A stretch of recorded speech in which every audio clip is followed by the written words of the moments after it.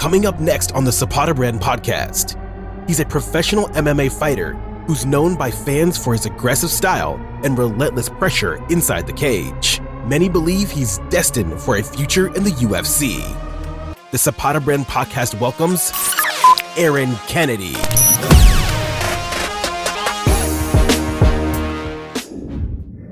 Aaron Kennedy, welcome to the podcast. Thank you, man. Happy to be here. Okay. It's been a little bit since I've had an MMA fighter on. And you are actually local, which makes it a lot better for us. We like to promote people that are local and have been through, whether they go through the school district here or what have you. But you actually started wrestling first. Yep. So you switched over to that. And so if you want to just give me a rundown quickly of where you went to school, where you grew up. Yeah, so I was born and raised in Honesdale, Pennsylvania. It's a couple hours north of here, and I started wrestling when I was in like first grade. And by the time I hit middle school, I was doing it year round. I was one of those guys who was just consumed. I always kind of had that personality, and so yeah, by middle school I was wrestling year round. I had a good high school career. I racked up 93 wins in 3 years, which most dudes just if they're pretty good, just get over 100 wins in 4. Yeah. So not did you not wrestle one year? I did. Yeah. My freshman year, I didn't wrestle. They kept me down. So, and that was my own undoing because I was a pain in the ass as a kid, more or less. And they were like, look, this kid needs some time to, I was starting fights in the wrestling room, go figure. So they're like, all right, we're going to keep this kid on junior high for a year, let him grow up a little bit and then bring him up to varsity. So your junior high wins don't count on your varsity. Correct. Yeah. Yeah. So for like that, and it's just a banner they put in the gym. If you get 100 wins in high school, most dudes who are pretty good wrestle as a freshman, but it didn't work out for me. So I did an extra year junior high. What weight you wrestle? My sophomore year, I was 112. My junior year, I was 125. And then my senior year, I was 138. Okay. All right. So now you wrestle. So let's get back into your high school career there. You rack up 93 wins. At what point do you get the bug to do something other than just that, wrestling? I mean, I didn't have it at all. So since I was a little kid, when I was probably 8 years old, and my dad's like, you can do anything if you put your mind to it. And I that's one of my earliest memories, my dad telling me that. And I was like, man, I think I would just want to be, I didn't even know fighting existed then. So in my head, kind of the ultimate demonstration of personal strength was wrestling. So I was like, well, all right, I'm going to be the best wrestler in the world then. Yeah, wrestling is the mentality you have to be a wrestler is incredible. Yeah, so that was my mission since I was a little kid. I was like, oh, I'm just going to be the best wrestler in the world. And mixed martial arts never really crossed my mind until I got to college. I'd watched maybe 1 or 2 fights in high school. The only fight I ever remember watching before I got to college was Lyoto Machida. I want to say he was fighting Anderson Silva, but I'm not certain on that. But it was a Lyoto Machida fight, and I was like, man, that's a whole nother thing right there. And my dad said, yeah, I think you're gonna end up doing that. And I'm like, well, listen, man, I got to go wrestle at NCAAs. I got stuff to do. But so I got recruited at Bloomsburg University to wrestle. Oh, okay. Right. But they have a good program. Yeah. Believe it or not. Yeah. And when I was recruited there, they were top 20 in the country Division 1. They definitely have a good program. Yeah. They were. Yeah. They were like 19th in the country Division 1 the year I got recruited. And so I got to college. There's a whole bunch of transition, and Division 1 wrestling's tough, man, because 6 a.m. you go to practice, then you take classes, then you're back there in the afternoon. And, you're training twice a day. Plus you're just the adjustment to college is difficult. Yeah. And then for some silly reason, I looked up, originally I looked up a boxing gym, and it was in Bloom. It was just this guy's garage. John was his name. I don't remember his last name, but I did a little bit of that. John, was it Wharton? No, it wasn't. No. I know who you're thinking of. Okay. This was, I think John Phillips was actually his name. Okay. And it was just hitting some bags in his I'd never done anything boxing wise. And so I did that a little bit. And then I ended up with my coach, Joel, shortly after that at Bloom MMA. And as soon as I just started hitting people, I was like, you know what? This is kind of cooler than wrestling. Like, I love to wrestle, but I just really fell in love with it. Like just putting everything together. And, wrestling, I got in trouble, especially when I was younger, I got in trouble. In junior high, I'd throw a couple punches in the middle of a match. I got a little bit testy. Right. And obviously that wasn't good for the wrestling environment. But I was just naturally drawn to MMA because no one was telling me, hey, you can't do that. You can't do this. They just, okay, that's great.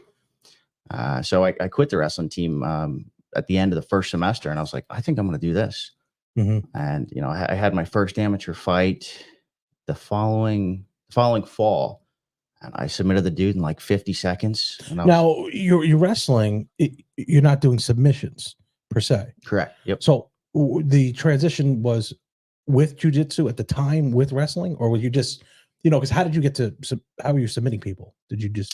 So I started training with my coach Joel in the fall of 2012. They were training with him in the fall, and I was like, hey, I just want to see what's going on.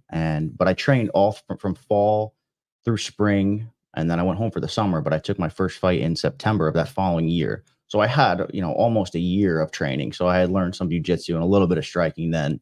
So you knew the basics, but also wrestling, that kind of accelerates, your balance and stuff like that. Yeah. So for people who aren't too familiar, wrestling, I like to call it the art of control, because takedowns and control, but you really control somebody. So even if you're a good wrestler, but you don't know anything about submissions or striking, you've got a good chance of just controlling somebody and not allowing them to hurt you.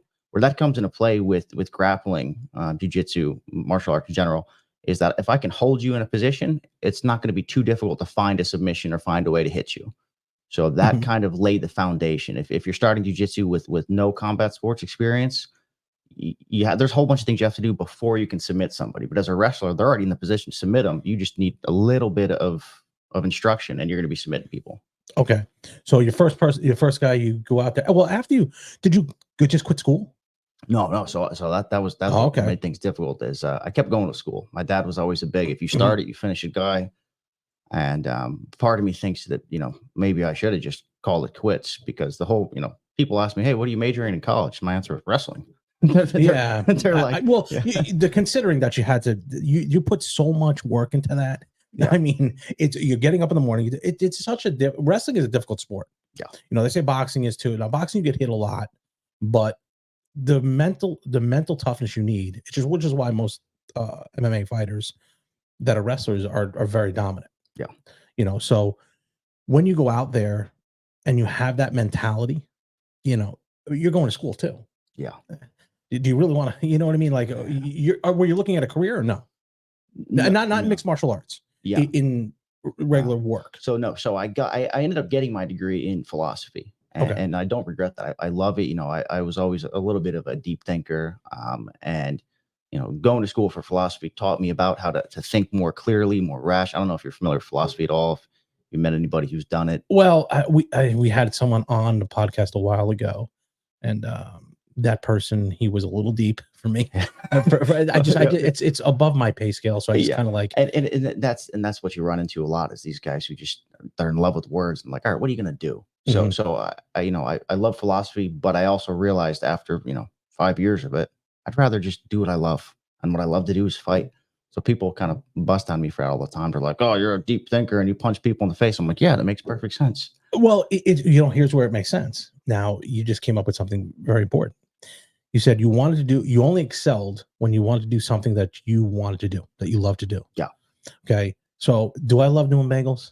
I do it every day. So it's like, okay, but doing something like this is something I've always wanted to do. Okay. So when you do it, this isn't a job to me. So wrestling and fighting isn't a job to you. Yeah. You don't think it is. Yeah. You know what I mean? Even when I'm training now, I train now, and it's not a job to me. It's like, oh, this is fun. This is what I like to do. My prime years are way behind me, but you have your prime years in front of you. So how does that transfer now when after your first fight? Well, let's go back a little bit more. I want to go back a little bit to your college. Well, was it difficult for you to make a transition from wrestling to now wrestling and then hitting somebody at the same time at MMA? Because I found the biggest problem is the striking for a wrestler, especially the kicking, is always difficult. Yep. Okay. So how did you make that transition? Or where did you make that transition? Is it your forte or no? So that's a good question. Early on, it's a good thing I didn't start later, because that transition was tough for me. I mean, I had like no hands. I couldn't kick to save my life for a long time. And it was especially difficult because, you know, I was in college, but I was also working on the weekends, and then I'm at the gym every night. So like my whole amateur career and my whole college career was very chaotic. I was not one of those guys who was really well. I wasn't a fantastic student. I wasn't really well equipped for college. So I had a lot of balls in the air at once.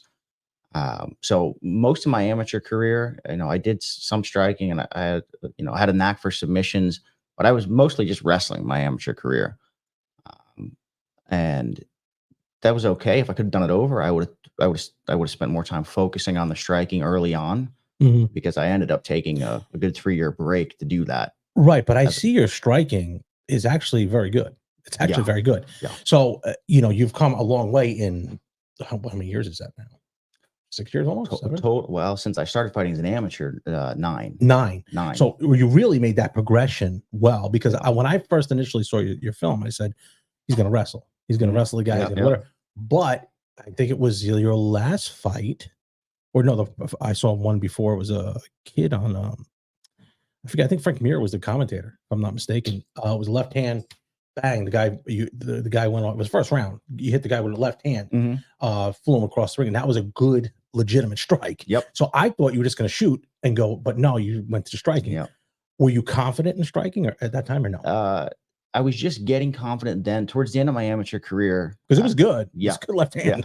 I mean, I dived deep. So I finished up my amateur career. I was 7-3. I was number one bantamweight in PA. I was quite highly ranked on the East Coast. So I was doing well, and I made what was really a hasty pro debut. So I was still in college when I made my pro debut, and I took a decision loss, but I got cleaned up in the striking, my first pro fight. Mhm, There's just no two ways about it. I mean, I took like a spinning elbow to the face. You know, I mhm, got smacked around a little bit. And after that, I was like, all right, Aaron, you know, if you're gonna do this, you got to learn how to you know, you got to get good at striking, or your ceiling, you're gonna hit it early. So I spent 3 years from that was 2018, 2018 to 2021. I had no fights. I didn't fight. I was just training. I dive deep on striking. I have a really good Thai coach, Dan Harris, and you know, when he starts talking, I just, you know, after that fight, he started talking, I just shut up and listened. mhm. Whatever he said, this sucks, that sucks, do it this way. That was demoralizing, especially when you're a really good wrestler. You have a good skill set, and someone just tells you flat out, like, that's terrible. You know, Mhm. it hits your ego. But if you want to be successful, you've got to shut up and be like, all right, he's right. How do I get better? So I spent 3 years just sharpening the axe. Mhm. And so when I came back in 2022, that's the striking you're seeing. That's 3 years of just be humble, realize you need to improve. You're not going to wrestle your way to the UFC anymore. You've got to be able to strike well. So those 3 years, I really grew up, you know, as far as my striking, but as a person as well. I took time to graduate college, get my head on straight, live in a more balanced way. You know, I was like, all right, you're not a college kid anymore. You can't be out, you know, running around at the bars, you know, eating junk food. Like those 3 years from 2018 to 2021, I did a lot of growing up. And that's the Aaron Kennedy you see now, who's throwing spinning wheel kicks and flying teeps and stuff like that. So for context, how old are you now? I'm 29. Oh, you're 29. So you're it's just approaching your prime. Yeah. At this point, you're going to be at your prime. Yeah. You have 5 fights? Pro. Yep, 5 pro fights. 5 Yep. pro fights. So have you ever wrestled somebody or fought someone who wrestled just as good as you, or have seen him on tape, said, "Oh wow, this guy can wrestle too"? Or all Well, strikers. the last dude I just fought a few weeks ago, he was a good wrestler. He was an Ohio State qualifier. He was winning a lot of stuff with his jiu-jitsu and wrestling. So I thought maybe he would push my takedowns and stuff a little Yeah. bit. He didn't. He had great submission defense. He made me work for that. But no, I haven't to date fought anybody who could out wrestle me. Okay. Well, now you getting fights, or you know, or is it easy for you to get fights now or no? Yeah, yep, yeah. So I have a great relationship with Maverick MMA, Mhm. Willie Siska, Stephen Bird. Those are my guys. And pretty much whenever I want to fight, they're like, "Hey, just shoot me a message. We'll set something up." And they do a good job. So I'm looking to get 3 fights this year. The last 2 years, 2020. 2024. Yep. Yeah. So I'm looking for. I need to get 3 fights. You know, I'm young, but I'm not that young. I don't have time to burn. So I Mhm. need to stay active. 3, 4 fights a year now. Would you ever think of moving to Vegas? I mean, I certainly don't think I'll be able to stay in PA forever. Mhm. Yeah, so I haven't put too much thought into it yet. I still have room to grow because again, I have really good coaches. I do travel to train, so I traveled to Lebanon and trained with another pro there, my buddy Ben Moser, out at Moser's Mat Club. Just this August, I went and trained at City Dong Muay Thai in Boston, and they've got that's Mark Delagrati. That dude's been he almost brought Muay Thai to the States. So I do a bit traveling now, but at some point, yeah, I'm probably going to have to move out of PA. Okay, yeah, because not that PA isn't it's a huge wrestling area, but not as big MMA. Even Philly, Mhm. they don't have many MMA guys. They have a lot of boxing, Yeah. boxing people. The MMA is more West Coast. Yeah, for the most part. Colorado, Arizona, Texas, California, but huge. Yeah. And then Vegas, of course. Mhm. Did you ever style yourself after a fighter or no? No, I can't really say that I have. I've always been really captivated. They call it martial arts, mixed martial arts. And some people who aren't too familiar with the sport kind of scoff at that. Mhm. But for me, man, that's kind of, I'm an artist. Like when I look at the skills that I'm trying to develop, I have a picture in my head of who I want to be. I don't want to just beat the brakes off of somebody. I want to beat the hell out of somebody in a way that when I get done beating on him, you're like, oh, that's Aaron Kennedy's work right there. Right. That dude got suffocated for 15 minutes and then he finished him in the third, and that dude couldn't come up for air. Like there's a personal stamp on the way I fought, Right. on the way I fight. So take me back to your first fight. And your first, let's go back to your first amateur fight. Mhm. What's going through your mind before you go out? I always tell my fighters to say the first minute of your first fight is the hardest time of your life because it's the unknown, the what ifs, Yep. and you got another person across the ring from you who's training maybe as hard as you. You want to hope that he's not. So you're a scheduled fight. It's not like you're fighting on the street. Yeah. Something happens, something pops off, punches get thrown. That's it. There's no time that you're thinking about, okay, I'm about 9. I'm not this guy. He's over there. You see him. So what was your mental makeup at that point? So I remember it quite clearly. Before the fight and before I wrestled, I was always just a really intense, no off button kind of guy. You know what I mean? I was just always really intense. So before I'd wrestle, I just pace, and I cultivate. It's just raw emotion, just like you almost don't want to hear people say in this day and age, but I'm like, I'm gonna kill this guy. I'm just, when that door shuts, I'm swinging until he's unconscious, and I don't care what happens. I mean, just almost a fit of rage is kind of the way when I was younger I would get myself worked up. And the last thing I really remember, I walked in there and the dude was just staring me down. And normally before like wrestling match or stuff, I wouldn't make eye contact with the guy. He's just a body to me. But this felt personal, like he was mean mugging me, and I just it just set something primal off inside of me. And I mean, it was an ugly mess. Technically ugly mess. I mean, to be clear, my first amateur fight, it was not. Usually a tough man contest. That's amateur fighting. Especially in the early stage. But I flew across there, just throwing whatever I had, and I took him down, and I slapped an arm triangle on him, and he went right out. Credit to him, he didn't tap. He was out cold, and legs twitching. Oh, no shit. Yeah. I mean, he was. You got. Not that we're laughing at you. Yeah, no. Hats off to him. I mean, yeah. He went out on a shield. Yeah, he sure did. Twitching the whole way. Wow. But so that was your first fight? That was my first fight. Yeah. My coach was like, you should probably keep doing this. So now you're bit by the bug at that point. Yeah. I mean, because was it here or was it?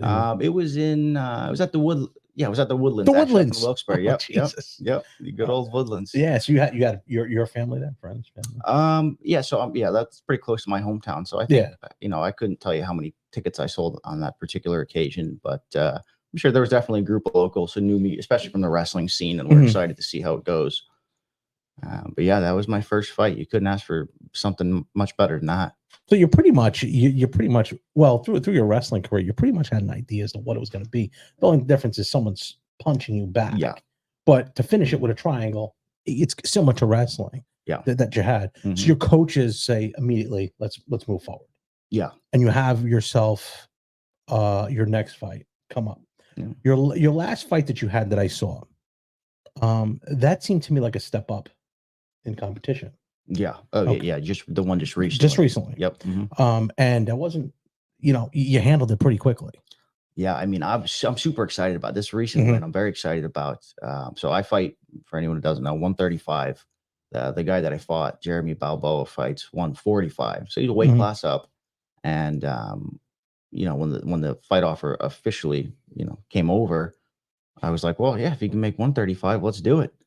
And he couldn't. They're like, well, we'll do 140. So I was giving up a few pounds, which to some people might not sound like much, but 5 pounds, it makes a difference. Big, yeah. But I was like, let's do it. And I believe in my abilities. I watched some film on him. I watched a lot of film actually. And, I put together a game plan and I was like, I think I can beat this guy. Yeah. He was on a 5 or 6 fight win streak. He was mostly, he was good. Yeah. He was mostly beating people with grappling. I was like, let's do it. And was that one of the reasons why you thought you were a little more confident to take it?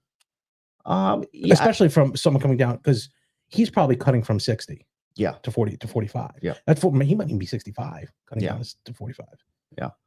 So if he's grappling, I would be more comfortable too taking it. Yeah. And I mean, that's the big thing. I laugh because I walk around at about 165 cut to 35. So I'm a big 35er. Yeah. And I just, I've never fought anybody who had any kind of strength or grappling advantage on me. So I was like, let's find out. He's a little bit bigger. Apparently he's a pretty good grappler. He's on a hot streak. Let's see what happens. And it went exactly as I visualized it, exactly as, we prepared for, to a T. That whole camp, I was dealing with working around a leg injury. So that the whole camp I was working southpaw.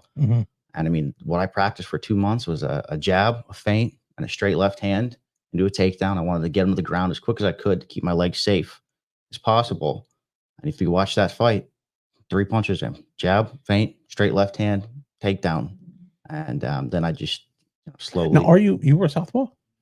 No. So no, by default, I fight orthodox. I switch stances. That's how kind of Dan taught me to fight. I switch stances when it's useful to work different angles. Were you comfortable fighting southpaw? Yeah, I'm comfortable fighting southpaw.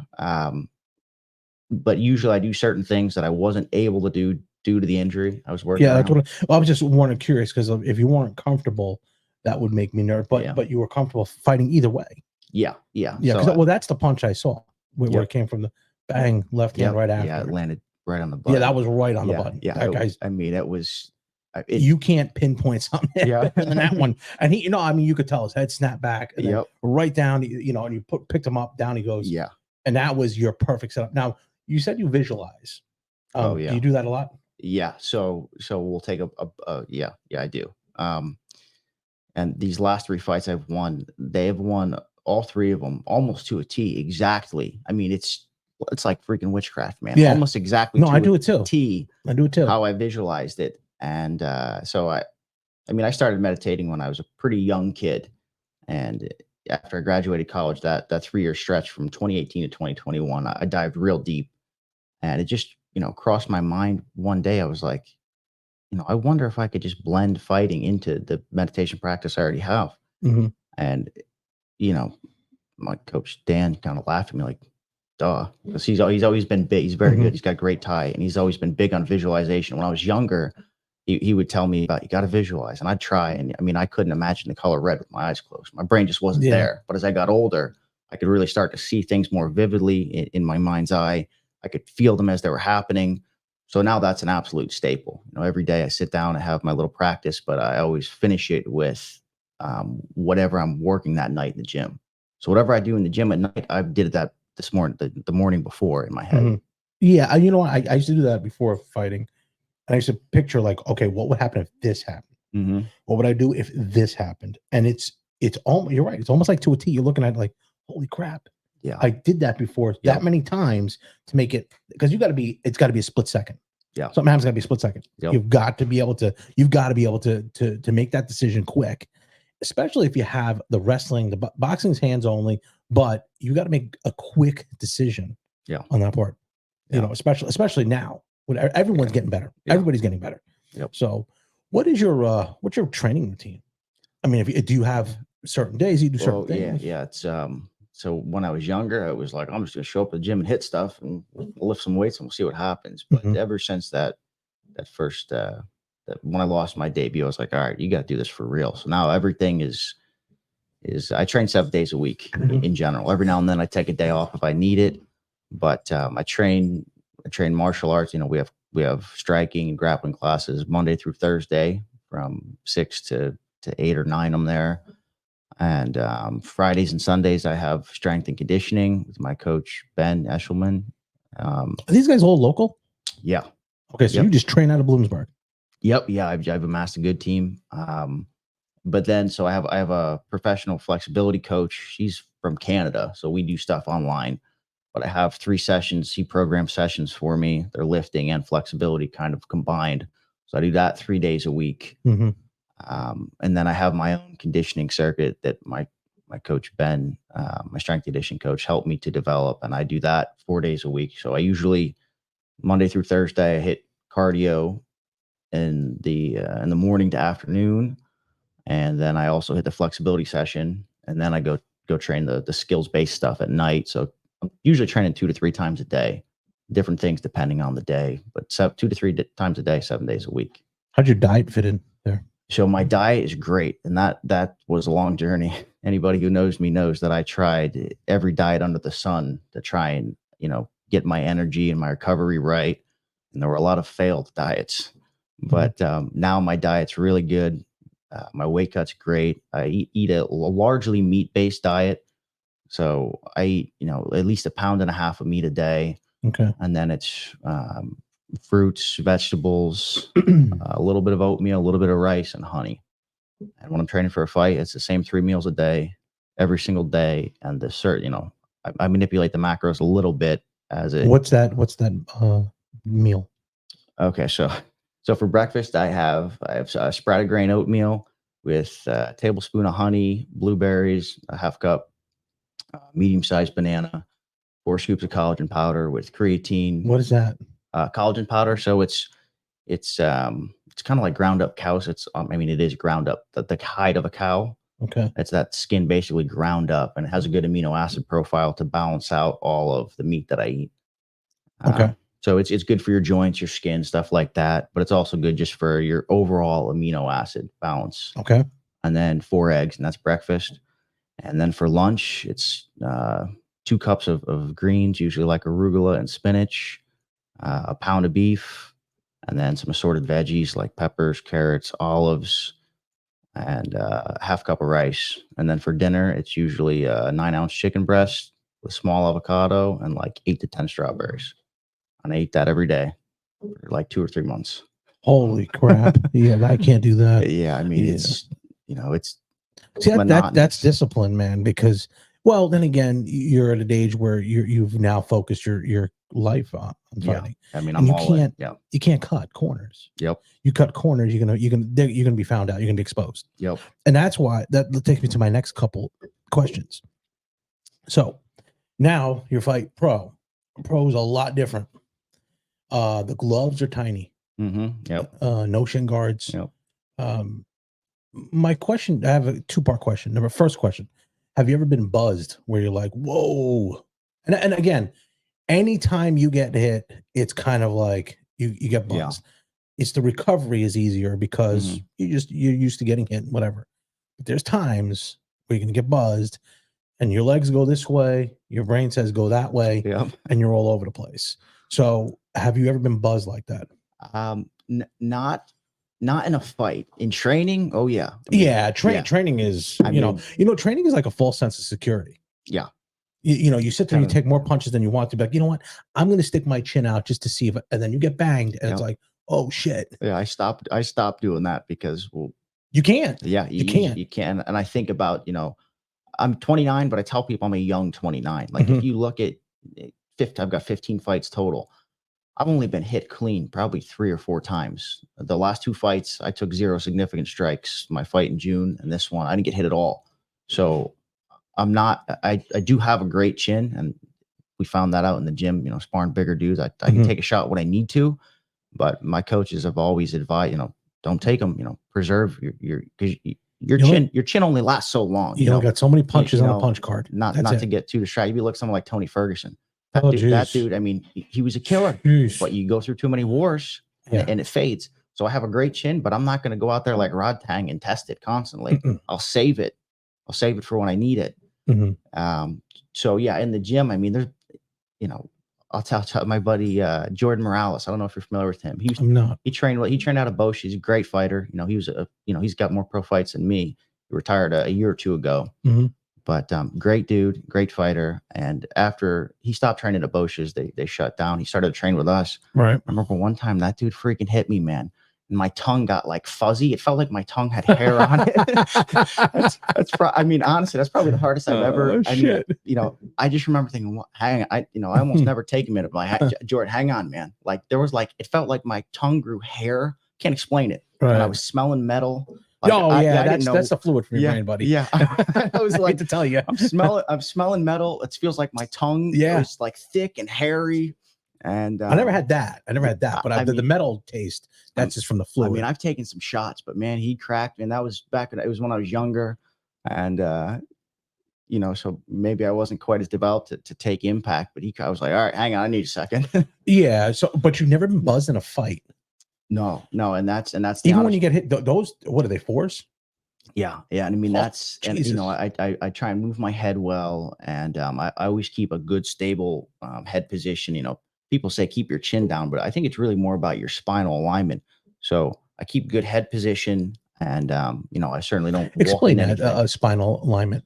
So to be completely clear, when I'm in my stance, I think about elevating the top of my skull. So if you think about dropping your chin, put your neck at a weird angle. But I think about elevating my spine. I'm kind of giving away my secrets here, but what are you going to do? So I think about elevating my spine, and that locks my spine in. So when I get hit, I think I just absorb it better. I don't have any like hard science behind it, but I mean, it's the whip of that chin. Yeah, I mean, my head stays locked in. Right. That makes sense, though. Yeah. That makes sense.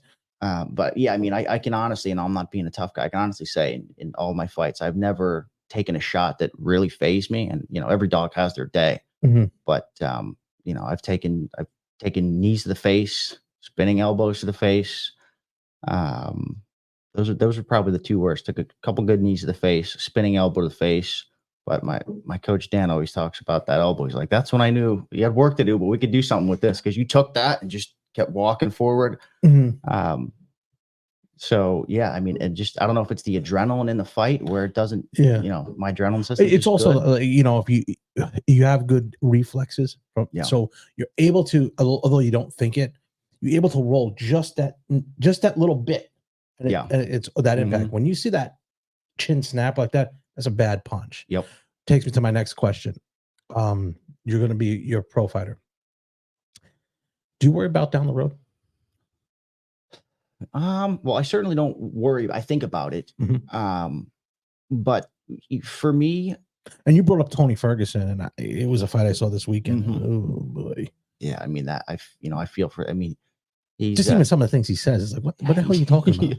I mean, that dude's been hit too many times. Way too many times. Yeah. And so, yeah, I think about that. And I don't, you know, if I get to that point, you hang them up. You know what I mean? You've done your best.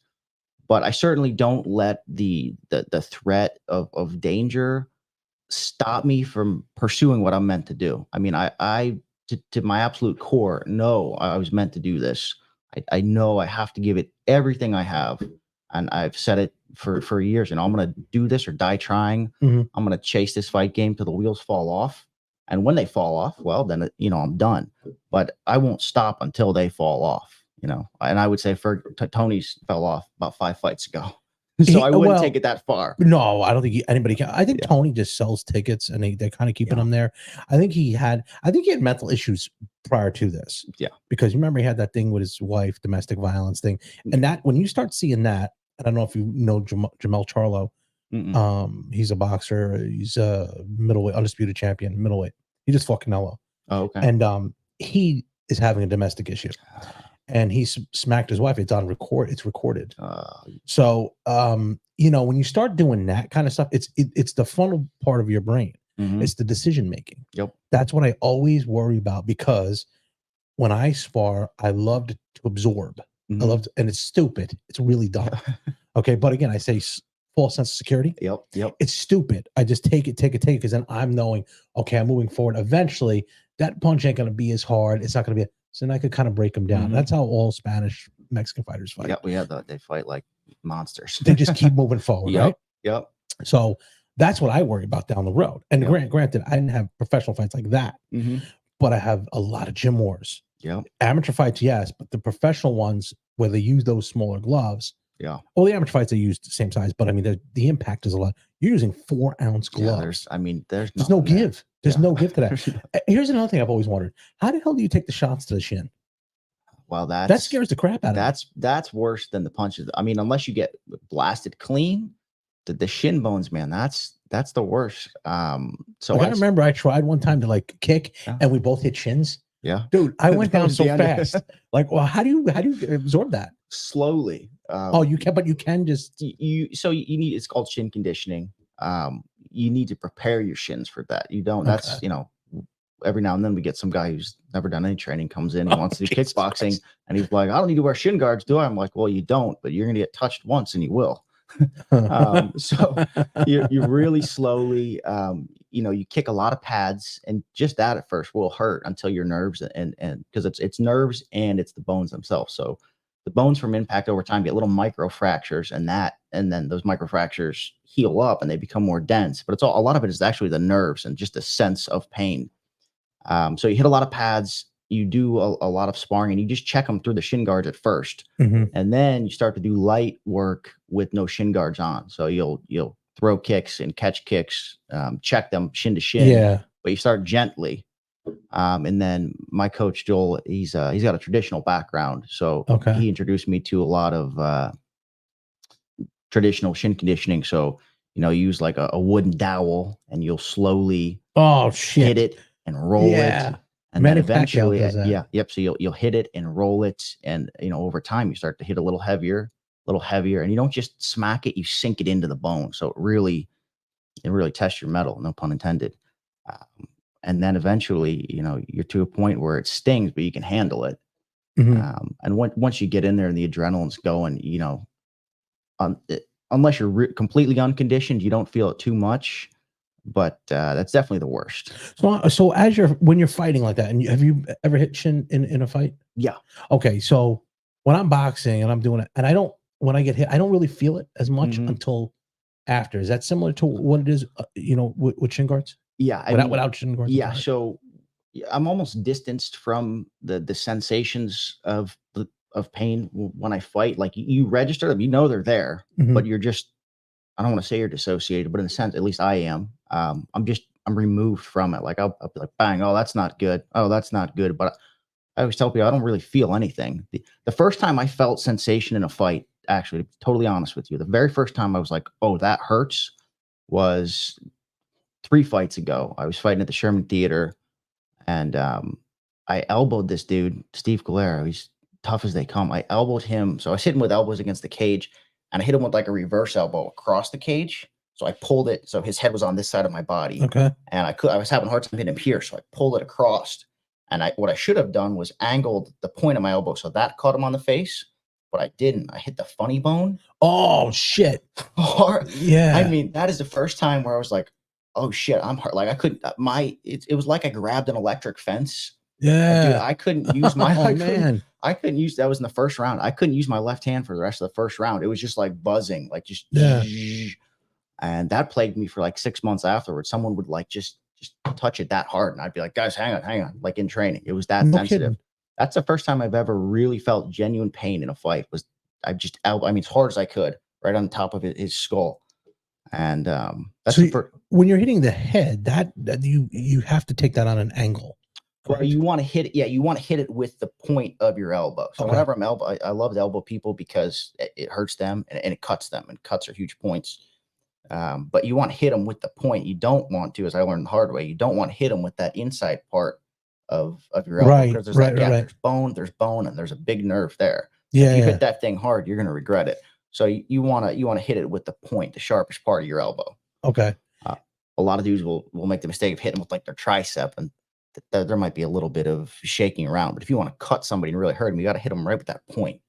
Right, and that's something that it comes with time, I would imagine. Yeah, Just the angles that you do it. just intuitively knowing. So and elbows are tricky because of all the things you don't want to spar hard with at all. It's elbows. Like you got gloves on, that's one thing, but working elbows in training is you got to know who you're working with. Like I won't work elbows with anybody unless I know them really well, and then we'll still wear pads. But it's all about the placement. Is that because of the cutting? Yeah, because of the cut. Yeah, I mean, there's just so many things that go wrong with elbows. I mean, it doesn't take much. It doesn't take a lot of force, and someone's bleeding. Yeah, no, I've seen it a bunch of times. Yeah, that's one of the more dangerous ones. But the knees to the face too. Yeah, well, those are. Yeah. Now, were your rules man down, kick? Yeah. So for pro in I think everywhere, actually, I think pro rules are the same everywhere, but I'm not certain on that because I've only fought in PA. You can't kick to the face or knee to the face when they're on the ground, and a grounded opponent means 3 points of contact, weight bearing. So if my feet are on the ground and I have one hand but I'm leaning heavy on it, that's a grounded opponent. Where it gets, where we get weird like Aljamain Sterling issues is if it's not weight bearing, and that's it's not really subjective, but it's super hard for a referee to tell. It's so hard to tell. And Keith Peterson was the ref just a few weeks ago for us, and he was very clear about it. He's like, look, it's got to be weight bearing. If you're just playing this game where you're touching the canvas to protect yourself and that guy knees you in the face, that's your fault. So yeah, assuming that someone has at least 3 points of contact, weight bearing, you can't kick them to the face, you can't knee them to the face. But as soon as that comes off, you can. Okay, because what's your feeling on that? Because that's kind of been a debate where they're saying you should be able to knee one on the ground, you should be able to kick one on the ground, kind of like pride rules. A little more dangerous. That's a little bit getting goofy when soccer kicks. Yes, I mean that's I don't know if people want to see their kids getting soccer kicked in the head. I mean, but it's people. You'd be surprised how many MMA fighters I talk to that say, "I wish we could knee on the ground. I wish we could kick on the." I mean, so to me, I don't really have a preference. I mean, it is what it is. You're putting me on. I don't care what the rules are. I'm going in there. I'm doing my job. I would just like consistency. Like if that's the rules, fine. What I don't like is something like what happened with Aljamain and Peter Yan, where there was confusion. Was it good? Was it not good? Whatever the rules are, just make them clear and ring the bell. But I wouldn't say that I prefer one over the other. There was one that was real bad. I think it was Aljo's. Was Aljo's real bad, or was Peter the one that Peter Yan hit him with was real bad? One of them was real bad. Yeah, or there was another one. So yeah, Peter Yan hit. I don't remember exactly at full clarity, but Peter Yan hit him with the knee when he was on the ground, and a lot of people didn't think it was bad. A lot of people, at least that I talked to, claimed that Aljamain was churching it up just to get the easy win. I don't know, but I can tell you that kneeing a ground opponent can definitely get bad. The one you might be thinking of that was bad was Demetrius Johnson and Moraes. I'm not too familiar with the other. There was one. It was one that just happened recently because we just did it on the podcast, and I was like, I don't think he got hit that hard, and then I replayed it. Yeah, that might have been he was hit hard, like really hard. Yeah, like I said, okay, so I could see that being, a downed opponent and getting hit like that. But they either got to make a rule of you either can or you can't. Yeah, and I think you're right on that. Yeah, I think it should be if the hand is as much as the playing the game of some guys will touch a hand to the ground just so they can't get hit. As much as that inserts more strategy, I think it would probably give us more clarity. Like my fight in June, I was kneeing the dude in the face on the feet, and my coach said, "Man, why didn't he just put a hand down?" Well, that's on him. I mean, I was holding him up because I thought about that. I'm gonna hold this guy up so I can keep blasting him. But I think probably for the sake of clarity, as soon as a hand touches, you take it away, or you go the other direction, just say knee him in the face whenever you want. But I think you're going to see a lot of guys get hurt, and they're not going to have as much career longevity. What about the oblique kick? Well, that's dangerous. Yeah, it's. I don't know. I mean, I don't like to tell guys what they can't do. It's nasty, and I think that I don't think that you can tell people they can't do it. I think you got to get good at defending it. Same thing as the inside calf kick that was wrecking everybody. That's the easiest kick to check in the world. All you do is turn your shin in, but you have to be aware of it. And I drill that religiously, that inside check at the calf kick. So that's one I could really turn a fight around quick. And we've seen it. Actually, you've seen it like 3 or 4 times in like and you never saw it. And then all of a sudden you see it 3 or 4 times in a matter of 6 months. Yeah. And in Thai, it's a common thing. And they're just, they don't worry as much about it because it's so easy to check. You just turn your shin inward, similar to if you're throwing a right hand, just that inward pivot, or you're throwing a left hook and that your shin pivots inward. That's all you do. You block it with the shin bone and it shuts them down quick. But, until people catch up, that's the funny thing about the calf kick is that people just act like they have no idea what to do. Right. So I think likewise with the oblique kick, I'm sure there's a simple way of count. I myself haven't encountered it much. Really? So I don't worry about, I mean, I'm sure the time will come. How about the liver shot? Well, that's it's almost similar because, the liver shot paralyzed you. You're most likely, I mean, I stayed up one time. One time I went down, one time I went up. I mean, I got hit to the liver bad. You're paralyzed. Yeah. The calf kick like that. Yeah, same thing. You're shut down. You're shut down. Your foot drags. You look like, like ogre, Yeah. So I get the liver punches are a little bit different, I think, than the calf kick, because I think you can condition yourself for them too. So can't breathe. Yeah. Well, if you brace real hard, now that's the key. If they catch you relaxed, you're in trouble. But if you keep a real tight core and you brace hard, you can definitely absorb more. Like I pretty regularly wear a belt, like a body shot belt. All right. And Dan, my Thai coach, I'll just say, all right, start and he'll just rip liver shots till I drop. I mean, telling you right now, he hits hard, real hard.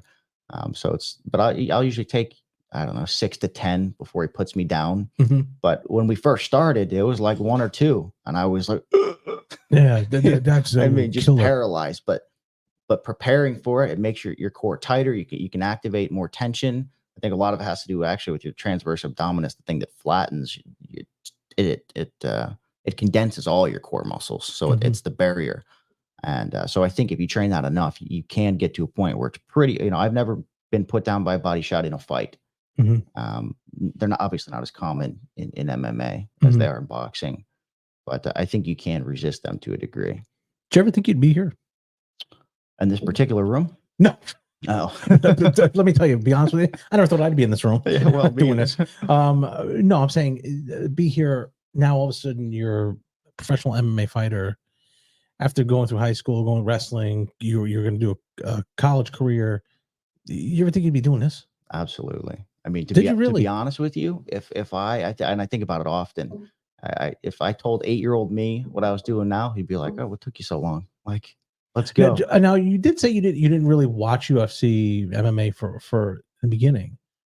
Yeah, but wrestling was always your thing. Pretty much ever since that day, my dad said you could do anything if you put your mind to it. I was like, all right, I'm gonna be the best wrestler in the world. The only thing that really changed is I'm fighting, I'm not wrestling.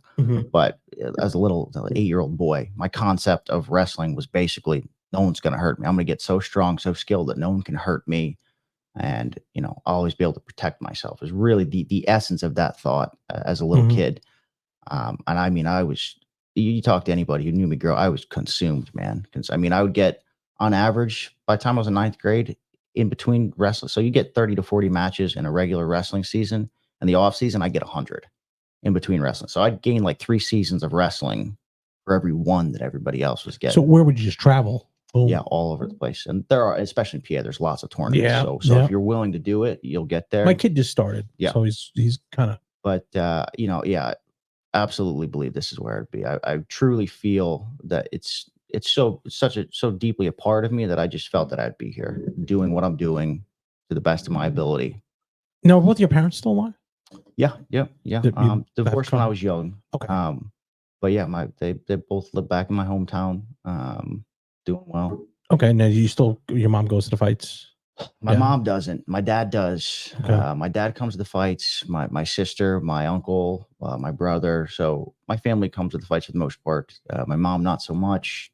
She loves to hear about them when I win, but not really her thing. No, I know Yeah, every yeah. mom isn't, Yeah, but because they think here you go. Oh God, Aaron's going to college and he's going to get a degree and he's Yeah. going to do there. He's going to Yeah. wear a t-shirt and a tie, Yeah. and then you're punching someone in the face in a cage. Yeah. Yeah. You know, so I mean, I get it with the parents. Mhm. And now, are you married or no? No, I have a girlfriend, Mhm. and she also kind of hates it. But we started dating a year and a half ago, so she knew what she was signing up for. Yeah, this is the deal. But Did you meet her in Bloomsburg? yep. Yeah. She lives in Catawissa. I live in Bloomsburg. Okay. But yeah, so she's been a great help. She helps with the meal prep and just when I train for a fight, I'm just laser focused, so I'll forget normal things and she'll remember. Mhm. But you're probably real miserable when you come away too. Oh yeah.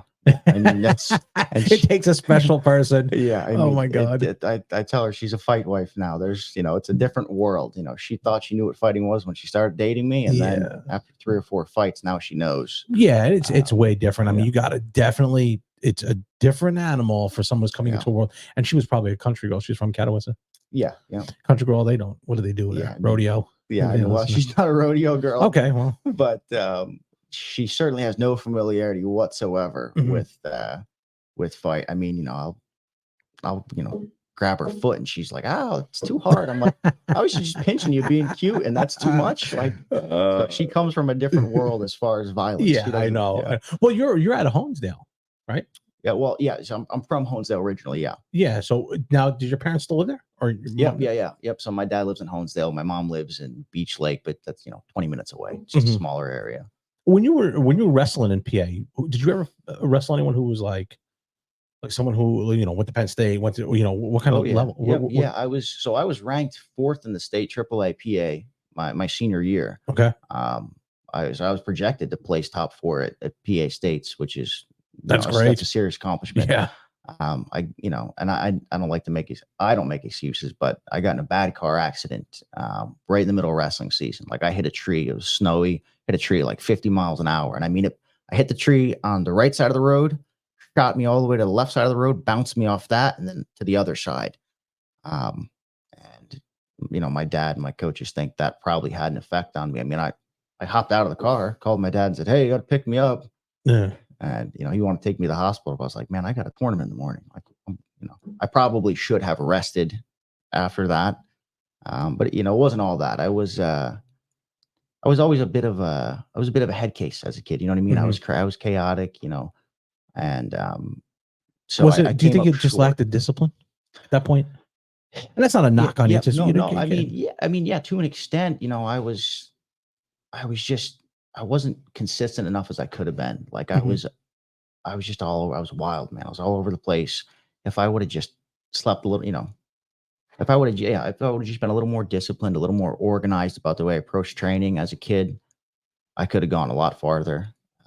But for whatever reason, I flopped at regionals my senior year, and I didn't make it to states. Oh, really? Yeah, didn't even make the states. But in folk style, Greco and freestyle, I placed at states multiple times. But probably the best wrestler I ever competed against was Zane Rutherford. I'm sure. Oh yeah. Took a round on him in Greco. Okay. My junior year, and I mean he launched me the next round. I'm too happy about that. But I could hang. Obviously he's he's doing great in the world. Oh, he's unbelievable. He's on another level in the wrestling world. But yeah, I mean, I could pretty much hang with the top dudes in any room as a senior in high school. Like I was right there.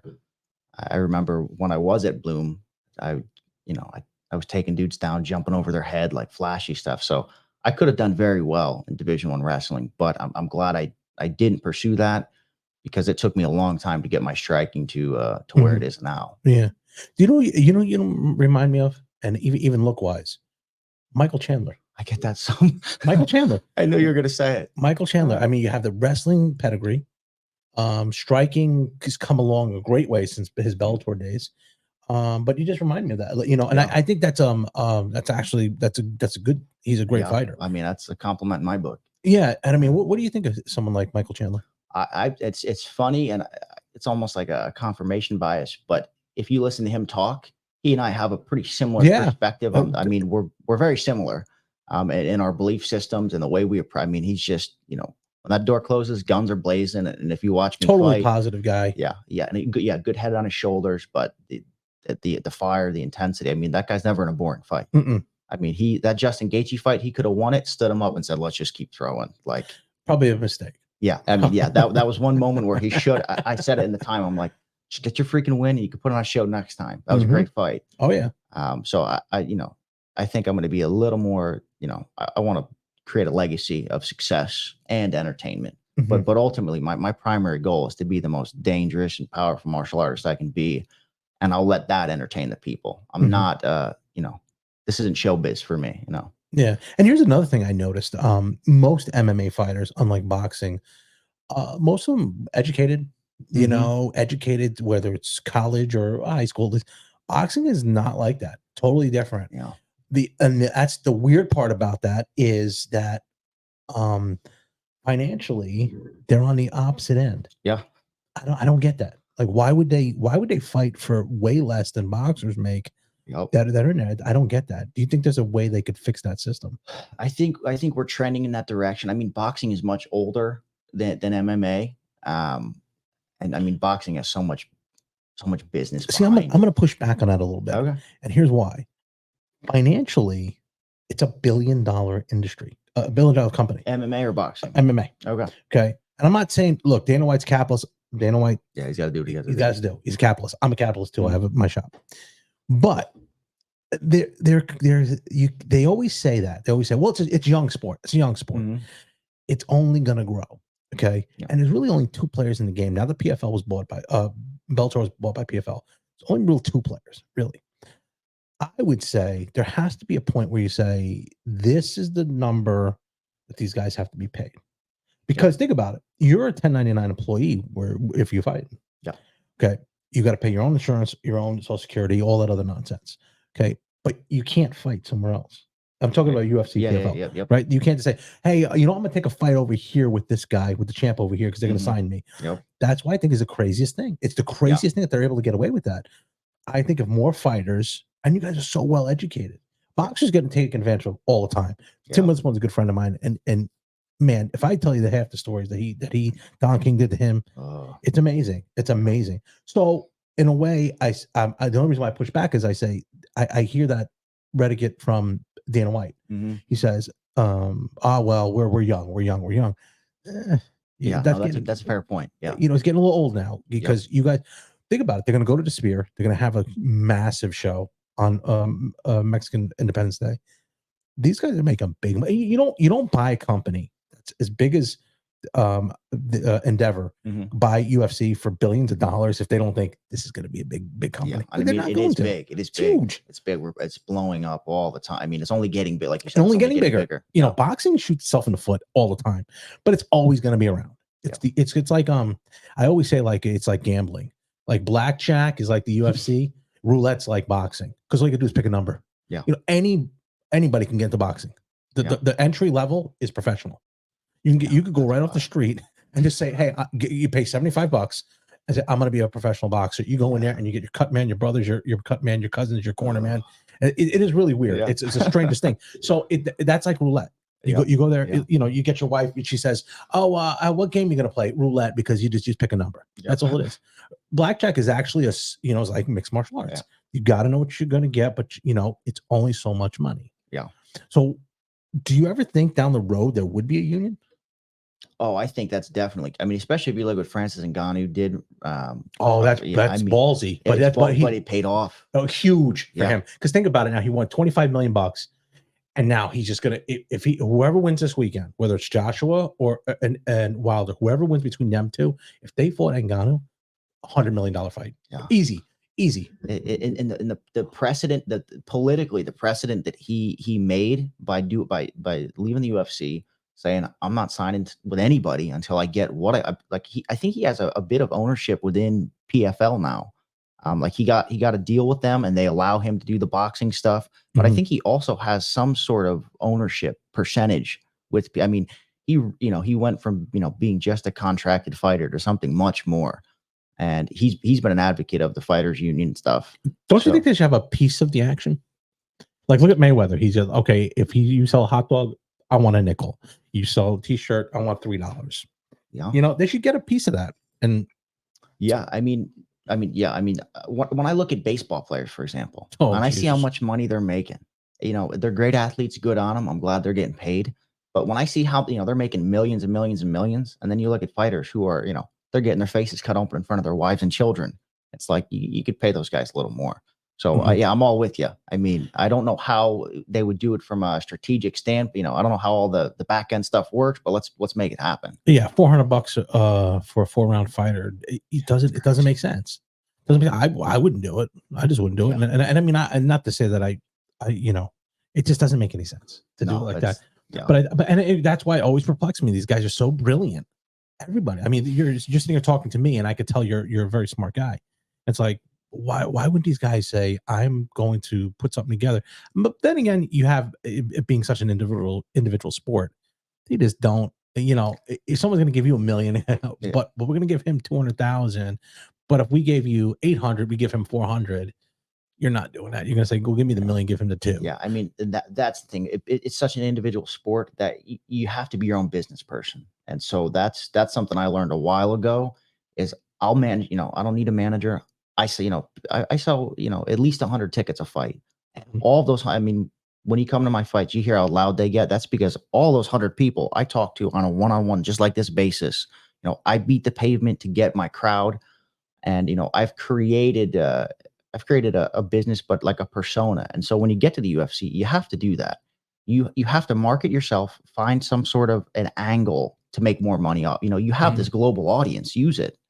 We should be paid more, but sometimes life ain't fair. And when it's not, you work to get your own advantage.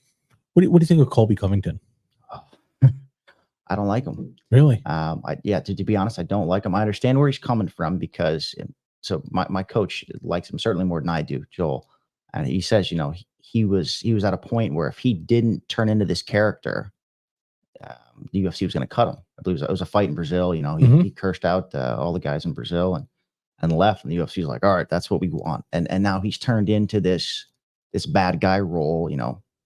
I don't hate him, but he's just not, he's not my flavor because he can't fight. Like his fight with Edwards, Well, he said he had a broken foot now. Covington did. Yeah, that's what well, he was on a podcast. He said he broke his foot. Well, if that's the case, makes sense to why he had zero aggression at all. Yeah, that's his game. Yeah, and that was actually the first time I sat down and watched a Covington fight. So that was my first impression of him as a fighter. Then it wasn't good. so I'm thinking to myself, I'm like, if you're gonna run your mouth this much, you better fight like a gangbang. Like you better be nasty if you're gonna talk like that. So I hear him, saying, the stuff about Leon's dad and this and that. That got bad. Yeah, I'm like, really bad. And for me, I don't bring, unless you disrespect me personally, it's this is business. I'm gonna beat your face in. I'll pick you up when you're done. I'll pick you up off the canvas after I get done knocking you out. But I'm not gonna get personal. Yeah. Unless you make it personal, and then we got a problem. But I don't think that you should sell out like that just to make more money. I think that Covington, he's not a dumb guy. He could have found. I just think he could have found a better way to make himself valuable to the UFC than just being a dick. And I mean, I don't think he had time though. He was his back was against the wall there, and it wasn't that he was bad. I think he only lost one fight. He just was boring. Just boring. I mean, he put a lot of pressure on you. Threw a lot of punches, but wrestled most of the time and got to the point when and he was fine. But that was just the boring. At that time, UFC was like they want exciting fights and knockouts and whatever, and built up their heavyweight division, which was pretty good at that time. Then the light heavyweights, obviously, John Jones ran the gamut there. So who do you think, if you were going to have a Mount Rushmore of 4 fighters who in MMA? All of them. Let's take you could take anybody. Any era, Pride, Bellator, UFC, whatever you want. I mean, Demetrius Johnson definitely is on there. Mighty Mouse, without a doubt. Probably the next person I put on there is Jose Aldo. I mean, I think what happened to him with the McGregor fight was an absolute crime. Yeah. You get caught. But the fact that they never gave him a rematch. I mean, they give all these champs who've been around for a little bit rematches if they lose like that. Aldo had the belt since the UFC was there. Dominic Cruz gets a title shot all the time. Yeah, these guys get them all the time. You never gave Jose Aldo. Yeah, I know. I mean, and you know, when I think about who's the best, I'm really thinking about just looking at them fight and you know, I'm not looking at the numbers as much. Mhm. I mean, just watching Mighty Mouse fight is just a work of art, man. I mean, I watched a recent highlight of his in one. It might have been that his rematch with Moraes, who actually knocked him out with a knee on the ground. You're right. But he blasts him and he follows him in, and his distance is perfect. Right. Like he's just there, and he's patient. He's not flying in crazy. He's stumbling back. He follows him in, then bang, hits him with a knee. Like Mhm. his timing, Yep. his movement is beautiful.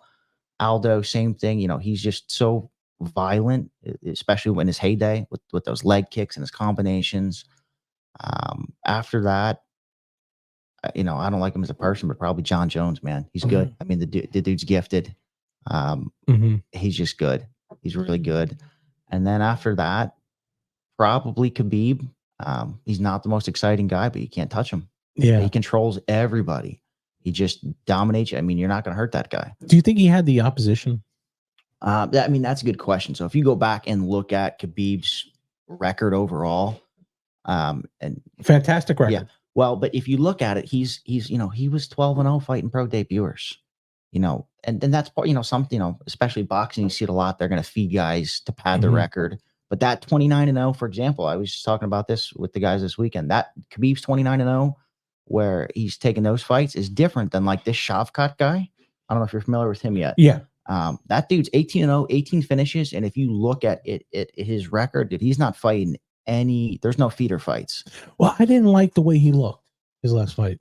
Fight wise, or just like looking, I don't like his Well, face. yeah, he is goofy looking, but I mean, like, he didn't stand out to me like a Khabib, like a John Jones, like nothing flashy. I saw him get, you know, taken down a couple times, and then a couple times on the back. I didn't think, like, as much as they were hyping him up, Mhm. I didn't see that. You always get flashes of brilliance. Yeah. You know, like Roy Jones, you see the good combinations. John Jones spinning back. He was the first person I ever saw to do the spinning back, Yeah. back Yep. elbow. Okay. The Yeah. first person I ever seen that. Yep. Demetrius Johnson jumping armbar in Yeah. the midair. That was beautiful. Unbelievable. Yep. You know, so you don't see that. I don't see those flashes yet. Do you think that's his style, or is it just he just not ready? I mean, to me, watching him fight Wonder Boy, it was a strategically smart move. So Wonder Boy's got that great traditional karate background, Mhm. and those guys, you don't want to give them space. You want pressure. You want heavy pressure, because if they have that space, that's where those crazy snappy kicks come from. So if I'm fighting a karate guy, I'm putting heavy pressure on them. I don't want to give them, you know, I want to be almost in the pocket the whole time. I'm either fighting you inside, or I'm getting you right to the ground and taking away your weapons. And that's more or less what Shavkat did. Not exciting, but to me, it speaks of high fight IQ. And I mean, just he's 19-0 now with 19 finishes. There's something to it. And and no one finishes Wonder Boy. You know what I'm saying? Yeah, that was his first time. But I mean, like, submitted. He put the pressure on him. I thought he would get him to the cage faster. But I just didn't.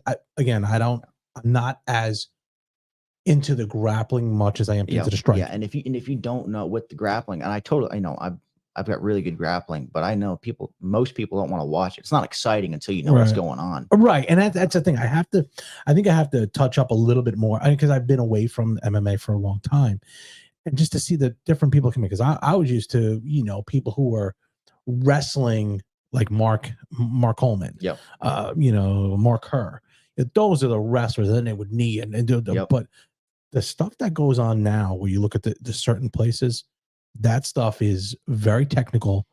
You know, where that arm is, and you can hear Joe Rogan saying, hey, if he puts his arm on this side, he's going to flip him over. That stuff is real. If you got to know what you're doing. Yeah. And I mean, I personally, I just want to make somebody bleed. Like, I'm not going to take it to that level. You know, I'm going to get in there. I might control you a little bit, but then here come the elbows, here come the knees. And I like it. Everybody likes it. So it's a win-win. But where the appreciation for that grappling comes from is if you understand it enough that you can see what they're setting up. So I think why a lot of people don't like watching grappling in the UFC is because they don't know there's a submission until it happens. But if you understand what's going on and you can see, oh, he's setting this up, is he going to get it? That's where the anticipation, the suspense is built, because you know what's happening. And you could say, oh, he's working towards this. You know, he's got 4 more steps. Oh, he got, step 1, You got it.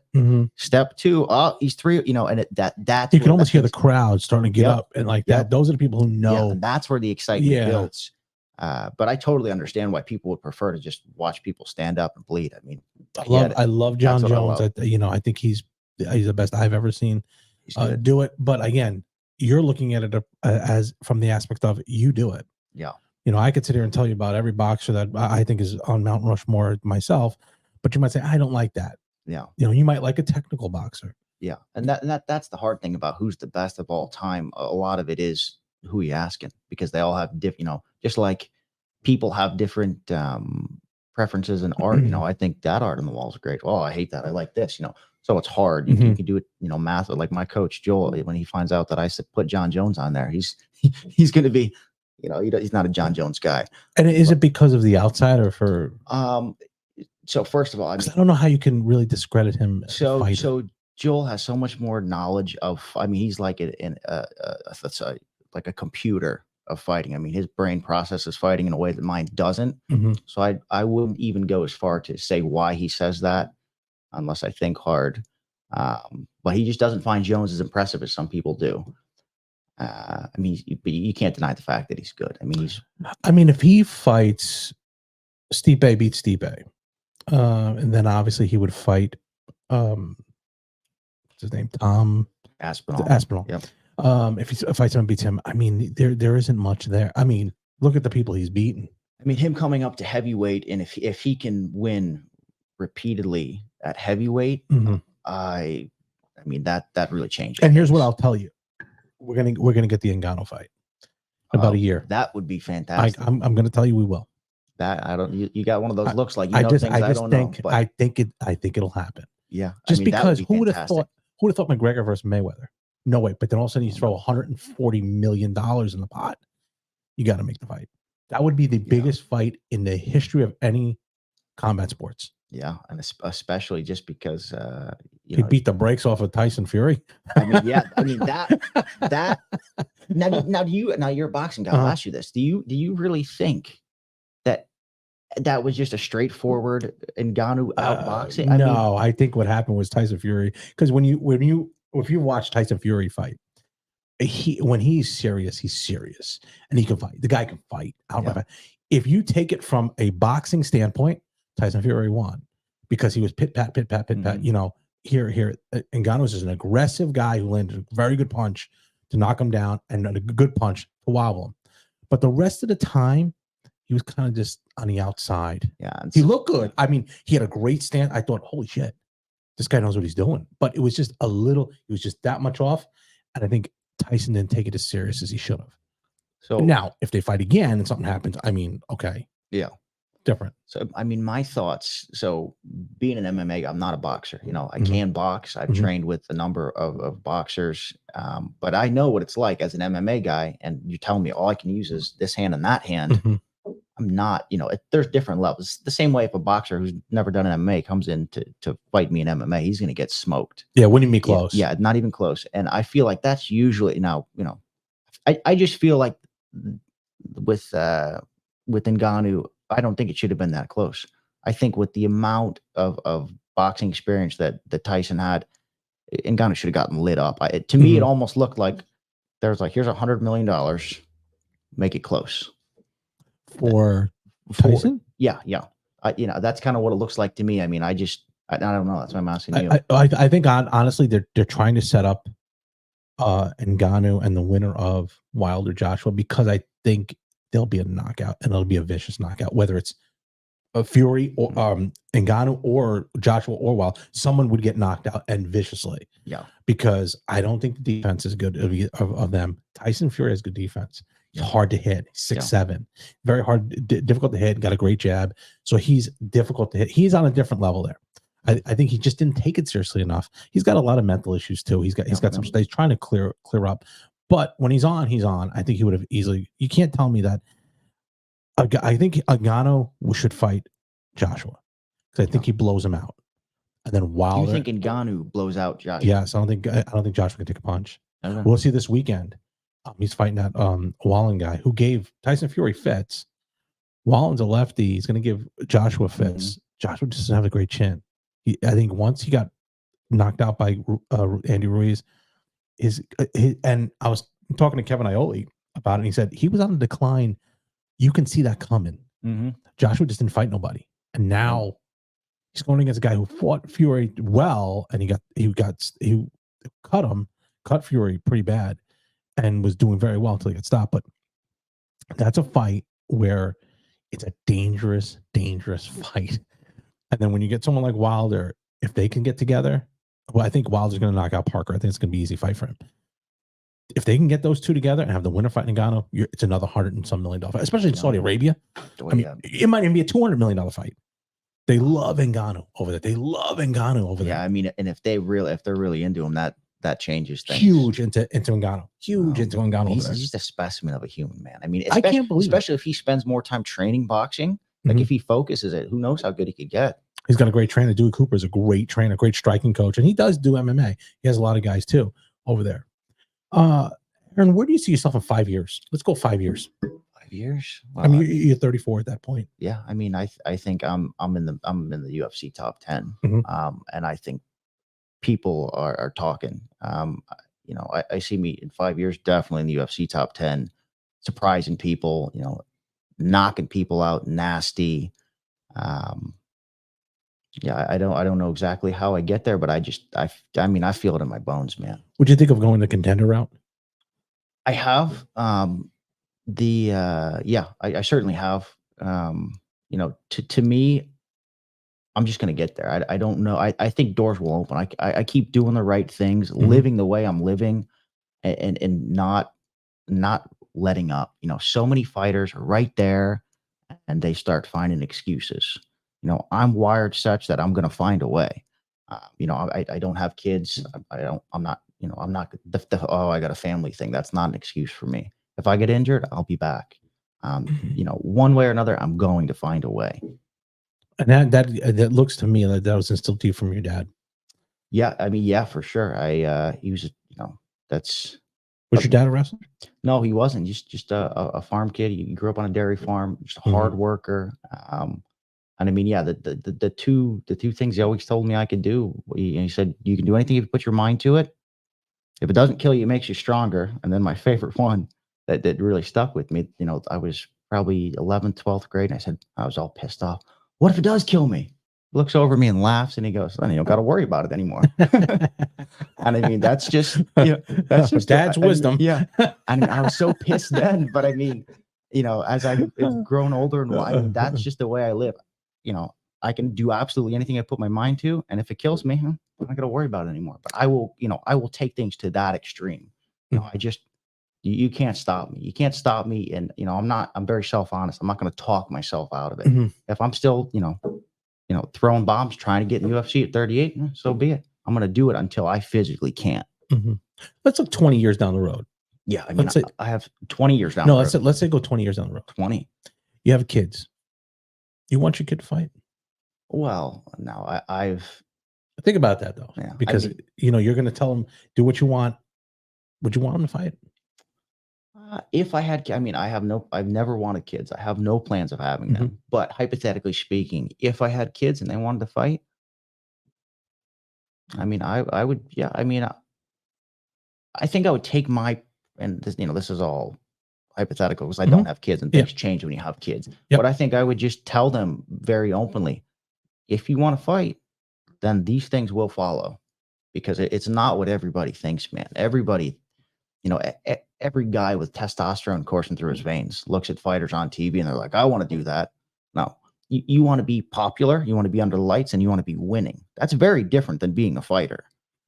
Very different. Okay. Everybody, oh, I want to fight. I can fight. No, you're in love with, you know, the ring girls. Okay. Yeah. Totally different. You know, I can't tell you how, you know, my best friend from high school, he got married and I missed it because I was at weigh-ins. You know what I mean? You know, I missed Halloween, Thanksgiving. My girlfriend's like, we haven't done anything in 3 months. I'm like, hey, get used to it. Well, you know, we'll do stuff when this fight's over. But you are going to sacrifice so much. Your body's going to hurt. There's obviously the health risks. So, you know, if I had a kid, I would tell him, look, if you want to do it, okay, but understand that you're going to be miserable most of the time, and you're going to pay a steep price to maybe, you know, achieve your dreams. Maybe. Wow. I mean, that's what I tell them. That's pretty powerful. I can tell you that. And I will tell you this on the marriage aspect of it. That's tough. That's something that I think I let my ego get away from that. It's something that the best thing, and this is what Boom Boom Mancini told me. He said the best thing about you is that you have a good big ego. A big ego. Big ego. Okay. Because it helps you in boxing. Yeah. Oh yeah. Said, but the worst thing you have is a big ego.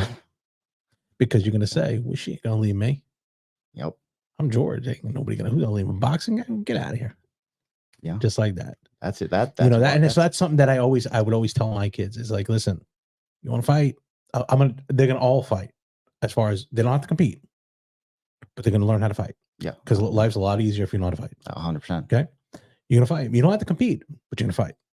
But I will tell them if you get into the boxing and it's your career that you want to do, the home life is gonna suffer a little bit. Yeah. And if you have a good woman by you, which by the looks of it, you do. Yeah, I do. Someone who's going to do your meal prepping and deal with you when you're cutting weight. Yep. That's a good woman. You keep her. She'll understand that. Yeah. At some point. Yeah. So, yeah. I mean, that's and she's not, because before I had dated anybody in 6 years, you know what I mean? I told everyone, like, I'm not having kids. I'm not my career is always going to be my priority. Like, any chick who met me right away knew two things. No, I'm not having kids. I'm not raising a family, because that's more responsibility. That takes away from this mission that I have.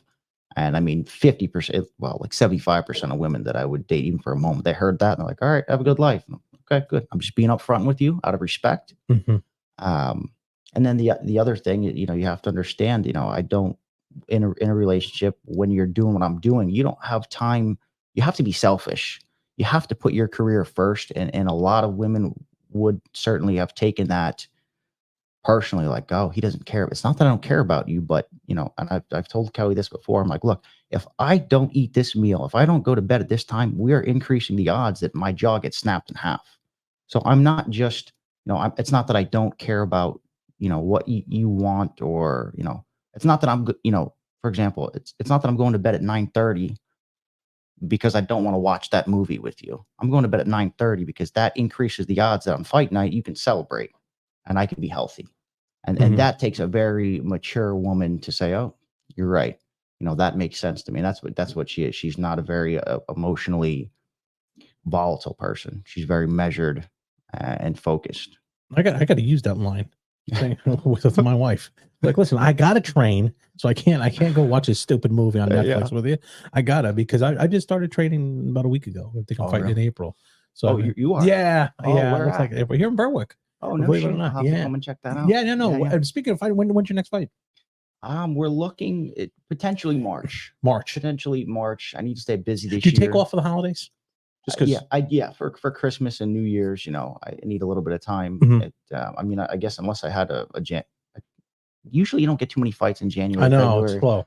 Which is fine. It just in Pennsylvania, they don't do it because of the travel. Oh, really? Yeah, the travel, because a lot of people drop out of these fights because they can't get here. So that's why we always do it in April, and we always just do it in October.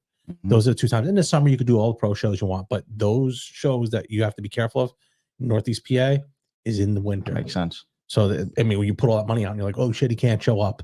Then you're scrambling for a professional fighter who's got his medicals, got everything in there. You got a big problem. Yeah. So you're looking March? Yeah. Right now we're looking at March. Me and Kelly go on vacation to Jamaica here in January. So as soon as I get back from there, that'll be hopefully going, we got to get an opponent lined up and everything, but hopefully as soon as we get off the plane, right back into fight camp and back to business. But vacation will be nice. Just relax. You got to let your mind rest a little bit. No, and you should. I mean, you're young. I mean, I know you say, well, I'm 28. Yeah. That's young. Yeah. That's young. You're getting into your prime now. Yep. So if you're going to make a move, it's been in the next 5 years. So I said 5 year term. Yep. Well, what kind of social media you got? Put it out there for us. I'm most active on Instagram, AMK MMA 135. My initials. Oh, that's pretty cool. My initials. My sport, my weight class. That's pretty cool. Yeah, real original. You know what I mean? I'm a simple guy. But you know what? You're a smart kid. I think you got a bright future in MMA. We're gonna follow your career. Appreciate it. I mean, we're gonna have you back on. I'd like to get you on when we have, number one, a big MMA fight. Yeah. My brother handles that usually there because he has more of a knowledge from me than I do in that. And when you have a fight, Yeah. we want to get you in there. And again, I always tell people to come to the podcast in studio. Mhm. I said I would never have someone in studio. Now, I could do all the Zoom and StreamYards I can, but I never have somebody to come into the studio who I wouldn't have a cup of coffee with here in my bagel shop. Yep. And I appreciate it because that's the kind of vibe I got from you. That Yep. you know, you're a good guy. You're a kid who's, well, I say kid, but you know, I'm almost 48. You know, who would come out here and just enjoy having a conversation with. Hey, they want to hear your story. They don't want to hear mine. And you told a great story today. I appreciate it. And we will follow you. We're gonna put you on our social media. We want people to follow you to get those 150 tickets. Yeah, well, that's the name of the game. So I appreciate that. Yeah, you no know. problem. Every follow counts. You know, anybody who's interested in me, you know, I'm easy to talk to, as you know. Yeah, very easy. Just reach out, hit me up on whatever social. I mean, I have Facebook and stuff, but Instagram I'm most active on. That'll be good. And again, we'd like to follow you. One more time. What is your? It's AMK MMA 135. Please follow Aaron Kennedy. Follow his career. Let's get him in the UFC by the end of next year. That's your goal. Let's get you in there and get you those fights you want. Yep, appreciate it. Thanks, Aaron. Thanks for coming on. Thank you, buddy. Appreciate it. Thanks for watching the Zapata Brand podcast. Please subscribe to the podcast and listen where all podcasts are available.